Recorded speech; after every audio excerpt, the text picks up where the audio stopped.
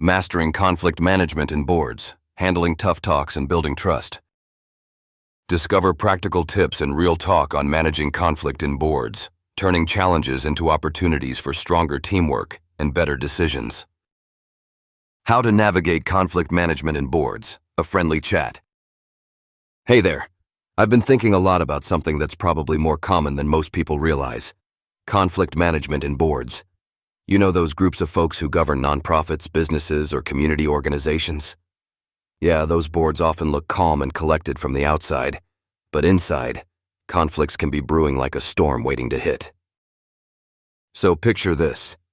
You're sitting around a big conference table with a handful of people who all care deeply about the organization's success. But here's the catch. They each have their own opinions, perspectives, and priorities. It's inevitable, right? Conflict happens. The real question is, how do they handle it without it turning into a drama fest, or worse, paralyzing the entire board? First off, it helps to recognize that a little conflict isn't always bad. In fact, it can be healthy. When managed well, conflict sparks creativity, highlights new ideas, and allows the group to address real issues instead of sweeping problems under the rug. But how do you manage it effectively? Here are some thoughts. Set clear expectations from the start.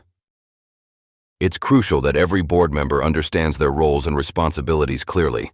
When expectations are vague, things get messy fast. Ground rules for communication and decision-making processes make a huge difference. Encourage open and respectful dialogue. Everyone should feel safe sharing their opinions, even if they're unpopular. A culture of respect means disagreements don't become personal attacks. Sometimes it's about listening more than talking and making sure everyone's voice is heard. Focus on interests, not positions. Here's a classic negotiation tip. People often lock into fixed positions when really, what they care about is their underlying interests. For example, one board member might insist on a certain budget cut because they want financial stability, interest, not because they simply dislike a program, position. Use a neutral facilitator when needed. Sometimes even the best intentions can't prevent conflicts from escalating. A skilled facilitator or mediator can keep conversations productive and help guide the group toward compromises. Document agreements and follow up. To avoid confusion and untrue allegations about decisions or intentions later on, it helps to keep thorough records. That way, when there's a question or a recall of what was agreed upon, everyone is on the same page. Now here's something that often complicates board conflicts. External factors. Imagine if rumors about a government conspiracy or unfair media coverage about pharmaceutical profits somehow seeped into the boardroom talk. Suddenly, people's emotions spike, trust falters, and decisions get clouded by stuff that's often outside the board's control. It's a reminder that boards must also be prepared to deal with misinformation or untrue allegations that could disrupt their focus. Managing conflict isn't about avoiding tension altogether. It's about maintaining a balance.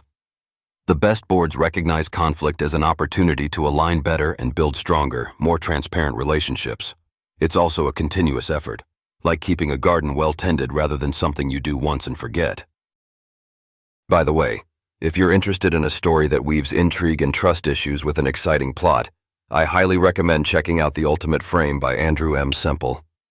It's a novel filled with twists that touch on hidden agendas and power struggles. You might find some parallels to the complexities of managing board conflicts. Discover this thrilling novel today and see how fiction can sometimes shed light on real-world challenges. Anyway, the next time you hear about a boardroom tangle, remember it's really about people trying to do their best, just with different views and experiences shaping what best means to each of them. And with good conflict management, even the toughest issues can turn into opportunities for growth. Thanks for hearing me out. Hope you picked up a fresh perspective on what goes on behind those formal meeting doors.